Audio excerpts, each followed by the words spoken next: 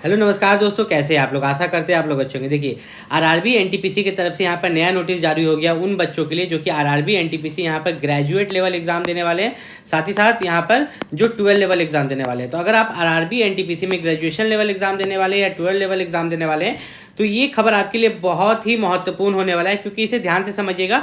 और ये official website से मैंने इस नोटिस को डाउनलोड किया है। सबसे पहली बात अगर हम बताएं तो आरआरबी एनटीपीसी में अभी आपका ग्रेजुएशन लेवल का एग्जाम होने वाला है, और जस्ट उसके बाद आपका जो एग्जाम होगा वो आपका 12 लेवल का एग्जाम होगा। ठीक है, तो लगातार आपका यहाँ पर जून में ग्रेजुएशन लेवल का हो जाएगा, जुलाई में एनटीपीसी का 12 लेवल का एग्जाम हो जाएगा। तो मेनली अगर इस एग्जाम्स में बात करें तो बच्चे किस चीज़ से तैयारी करके जाते हैं। बच्चे यहाँ पर यूट्यूब पर जो प्रीवियस ईयर क्वेश्चन पेपर होता है उनसे तैयारी करके जाते हैं। ठीक है, फिर जाके जो प्रैक्टिस टेस्ट होता है उससे तैयारी करके जाते हैं। लेकिन रेलवे ने इस पर कुछ रोक लगाया है। यहाँ पर देखिए, रेलवे ने क्या बोला है यहाँ पर कि अब कोई भी यहाँ पर अगर जो भी उसका क्वेश्चन पेपर है प्रीवियस ईयर का उसको डिस्क्लोज करता है, ठीक है, पब्लिश करता है, रिप्रोड्यूस करता है, ट्रांसमिट करता है, स्टोरेज करता है, फैसिलिटेट करता है, ठीक है, मतलब कि या टेस्ट कंटेंट को, मतलब जैसे कि आपका जो कंप्यूटर बेस्ड एग्जाम हुआ था एनटीपीसी का उससे रिलेटेड, ठीक है, उससे रिलेटेड अगर क्वेश्चंस कोई अगर कहीं पर पोस्ट करता है यूट्यूब, फेसबुक, ट्विटर कहीं पर भी, तो उसके खिलाफ कार्रवाई की जाएगी। तो इससे क्या होगा ना कि आपको प्रीवियस ईयर क्वेश्चन पेपर ज़्यादा देखने को नहीं मिलेगा। ठीक है, मिलेगा जो बुक्स में मिलेगा। जैसे होता है ना तुक्का लगाने वाला, बहुत सारे लोग क्या करते थे कि तुक्का लगाने वाला क्वेश्चन बनाते थे कि 100 क्वेश्चन बता रहे हैं, इसमें से कुछ क्वेश्चन आपका एग्जाम में आ जाएगा। तो अब ये सब आपका नहीं होने वाला, ये सब बंद हो जाएगा।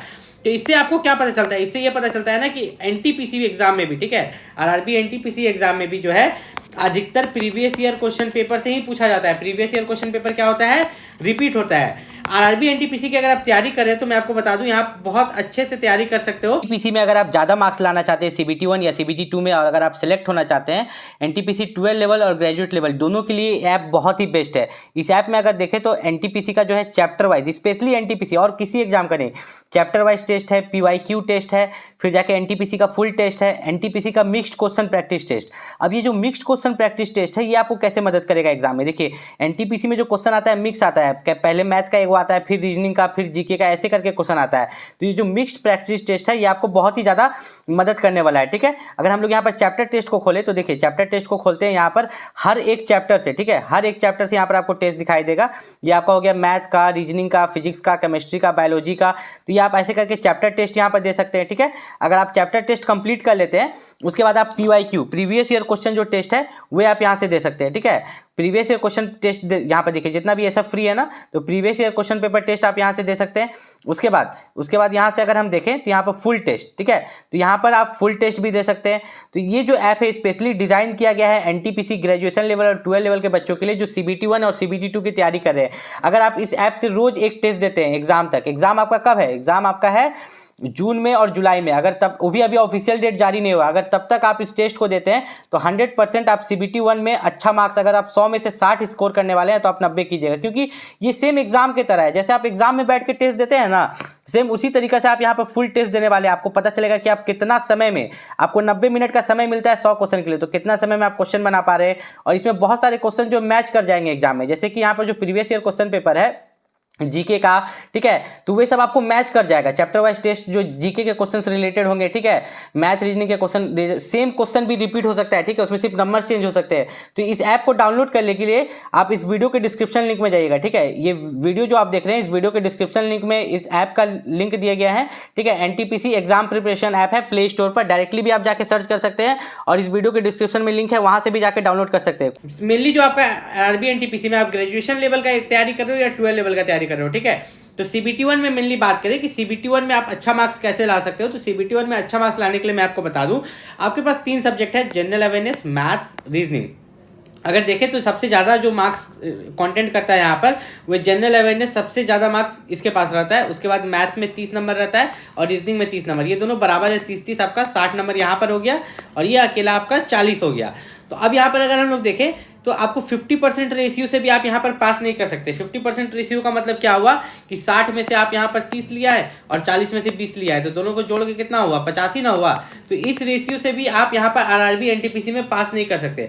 आरआरबी एनटीपीसी में आपको पास करने के लिए क्या करना होगा, एक ही यहाँ पर उपाय है यहाँ पर आपको जो रेशियो लेके चलना होगा मैथ्स और रीजनिंग में, ठीक है, इसमें आपको ज़्यादा का रेशियो लेके चलना होगा। आपको मैं बता देता हूँ जो कि आपका सेफ स्कोर होने वाला है किसी भी जोन से।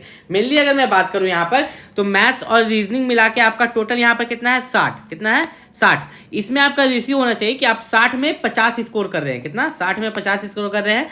और जनरल अवेयरनेस एक ऐसा सेक्शन है कहीं से भी उठा के पूछ देता है जीके, कहीं से भी, ठीक है, करंट अफेयर्स भी कहीं से भी पूछ देता है। तो आप 40 में से इसमें 20 मान के चलिए, क्या मान के चलिए 20, तो 50 60 70, कितना 50 60 70। तो ये एवरेज होने वाला है, ये 70 मार्क्स जो है ना ये हर जोन के लिए एवरेज रहेगा, एवरेज कट ऑफ रहेगा जो कि हर जोन में यहाँ पर जाएगा। अब बहुत बच्चे बोलेंगे कि नहीं सर यहाँ पर कट ऑफ 80 भी जाएगा, 85 भी जाएगा, हाँ ये जा सकता है, लेकिन ये एवरेज रहेगा। अगर आप 70 से ऊपर ला रहे हैं तो यहाँ पर आपके पास चांस रहेगा कि हाँ आप CBT 2 में जा सकते हैं, क्योंकि CBT 2 में जो है 15 गुना बच्चों को बुलाया जाएगा, कितना गुना, 15 गुना बच्चे को बुलाया जाएगा। अगर आप ग्रेजुएशन लेवल का यहाँ पर एग्जाम देंगे तो 8000 फॉर्म आपका था, टोटल वैकेंसी था 8000 टोटल वैकेंसी था। 15 गुना को अगर बुलाया जाए CBT 2 में तो आपका 1,20,000 बच्चा हो गया, ठीक। वहीं पर अगर बात करें 12 लेवल में 4000 वैकेंसी है, 4000 गुना 15 करेंगे तो टोटल 60,000 बच्चा को, कितना 60,000 बच्चा को यहाँ पर CBT 2 में बुलाया जा रहा है, किसमें CBT 2 में। तो आपको तो इतना मान के चलना है कि 100 मार्क्स में से, ठीक है, 100 मार्क्स में से आपको यहाँ पर 70 लाना ही लाना है, ठीक है। अगर आप 70 से कम लाते हैं तो आपका सिलेक्शन 100% है कि नहीं होने वाला है, ठीक है। तो आपको 70 से ऊपर ही टारगेट करके चलना है। अगर आप एग्जाम दे के निकल रहे हो, आपका 70 से कम मार्क्स आया तो मान के चलिए कि आपका यहाँ पर सिलेक्शन नहीं होने वाला है, किसी भी कीमत पे यहाँ पर सिलेक्शन नहीं होने वाला। बहुत सारे बच्चे यहाँ पर पूछ रहे थे कास्ट सर्टिफिकेट के बारे में कि जो आपका कास्ट सर्टिफिकेट है, जितने बच्चे यहाँ पर OBC कैटेगरी के थे, SC ST और EWS, तो उनका ये कहना था कि सर उस समय सेंट्रल लेवल वाला कास्ट सर्टिफिकेट नहीं डाल पाए थे, उस समय हम लोग स्टेट लेवल वाला डाल दिए थे। कौन सा, state level caste certificate number डाल दिए थे, हम लोगों को इसके बारे में पता नहीं था। तो क्या आप अभी बनवा सकते हैं? हाँ, आप आराम से एग्जाम दीजिए, अप्लाई कर दीजिए, आप अभी आराम से बनवा सकते हैं, किसी भी तरह का दिक्कत नहीं होने वाला है।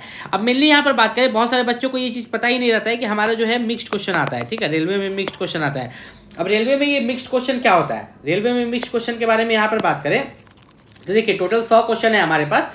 तो पहला क्वेश्चन मान लीजिए कि ऐसे रहता है ना, जैसे कि हम कोई और एग्जाम देते हैं तो पूरा 40 का 40 जीके का क्वेश्चन रहता है, जीके के बाद आपका मैथ का सेक्शन रहता है, फिर रीजनिंग का। लेकिन रेलवे में ऐसा नहीं होता है, ठीक है, रेलवे में ऐसा यहाँ पर नहीं होता है। रेलवे में क्या होगा कि पहला क्वेश्चन आपका यहाँ हो गया जनरल अवेयरनेस का, दूसरा क्वेश्चन यहाँ पर क्या हो गया मैथ का, तीसरा क्वेश्चन यहाँ पर हो गया रीजनिंग का, या ऐसे हो सकता है कि पहला क्वेश्चन आपका जीके से आया, दूसरा भी जीके से आया, तीसरा मैथ से आ गया। तो मिक्स्ड क्वेश्चन आता है रेलवे में, क्या आता है मिक्स्ड क्वेश्चन। तो ये सोच के मत जाइएगा कि पहले हम रीजनिंग बना लेंगे, फिर मैथ बना लेंगे, फिर जनरल अवेयरनेस बना लेंगे। बहुत बच्चा क्या सोच के जाता है ना कि फटाफट पहले हम जीके का सब क्वेश्चन सॉल्व कर लेंगे, फिर रीजनिंग इजी है रीजनिंग बना लेंगे, फिर मैथ बनाएंगे। नहीं, तब आप फंस जाओगे, खोजियो ना पाओगे कि कौन क्वेश्चन कहाँ पर है, ठीक है। ऐसे आप मार्क करके छोड़ सकते हो। लेकिन मैं अगर मेनली बताऊं तो आपका जो यहाँ पर नेगेटिव मार्किंग है, ठीक है, नेगेटिव मार्किंग है 1/3। तो क्या आपको यहाँ पर नेगेटिव मार्किंग करना चाहिए? मान लो कि 100 में से आपको 80 क्वेश्चन बनाने आ रहा है, आपने 80 क्वेश्चन सही बना दिया, एकदम बिना गलती का बना दिया। क्या 20 क्वेश्चन में आपको तुक्का लगाना चाहिए? देखिए 1/3 का मतलब क्या होता है ना कि 3 क्वेश्चन गलत होगा तब आपका 1 मार्क्स कटेगा। अगर आप श्योरिटी है कि 20 में से आपको 10 लग रहा है कि सही है, ठीक है, तब आप यहाँ पर तुक्का लगा सकते हैं। लेकिन पूरा 20 का 20 ऐसे करके तुक्का मत लगाइएगा, क्योंकि उसमें नेगेटिव मार्किंग भी कटेगा और आपका जो नॉर्मलाइजेशन होता है उसमें फिर असर पड़ जाता है। नॉर्मलाइजेशन कैसे होता है? 2 तरीका से होता है, एक आपका इजी शिफ्ट पर होता है और हार्ड शिफ्ट पर होता है। एक होता है कि आपने कितने नंबर ऑफ क्वेश्चन सही किए, कितने नंबर ऑफ क्वेश्चन आपने गलत किए, उस पर भी आपका नॉर्मलाइजेशन यहाँ पर किया जाता है, ठीक है। दोनों तरह से हम लोग यहाँ पर नॉर्मलाइजेशन करते हैं।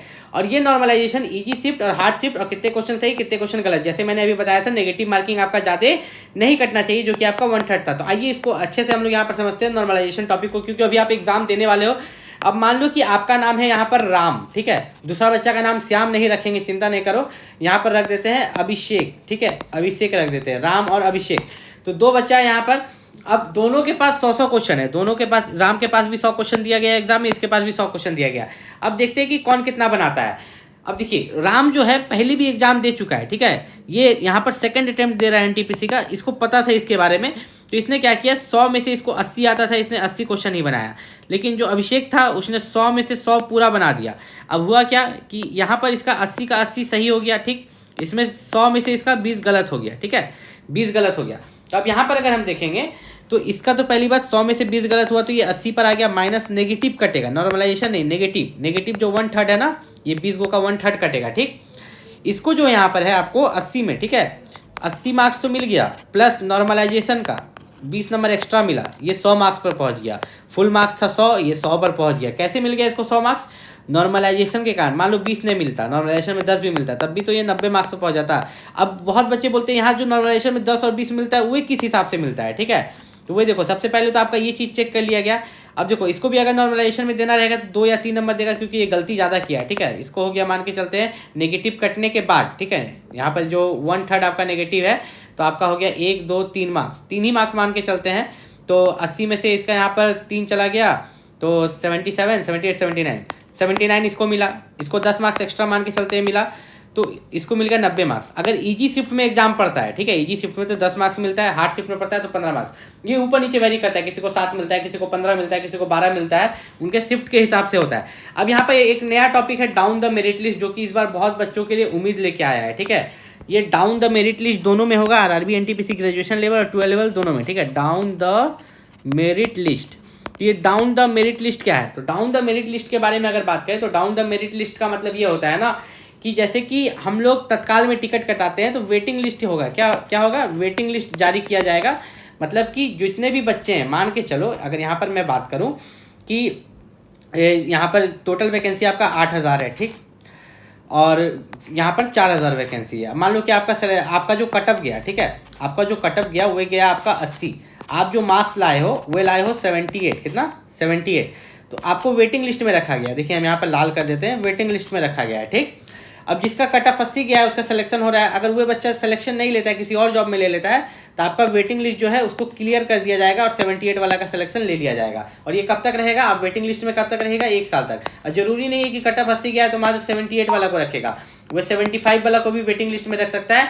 वे रेलवे के ऊपर है, ठीक है, वे रेलवे के ऊपर है कि उसको किसको वेटिंग लिस्ट में रखना है, किसको वेटिंग लिस्ट में नहीं रखना है। अब जितने भी बच्चे यहाँ पर आरआरबी एनटीपीसी ग्रेजुएशन लेवल या 12 लेवल की तैयारी कर रहे हैं, ठीक है, तो मैं उनको बता दूं कि आपको जो लेटेस्ट अपडेट है एग्जाम से रिलेटेड, लेटेस्ट अपडेट मेरे चैनल पर एकदम मिलते रहेगा। कोई भी दिक्कत हो नीचे कमेंट करके पूछ सकते हैं। मिलते हैं अगले वीडियो में, तब तक के लिए नमस्कार।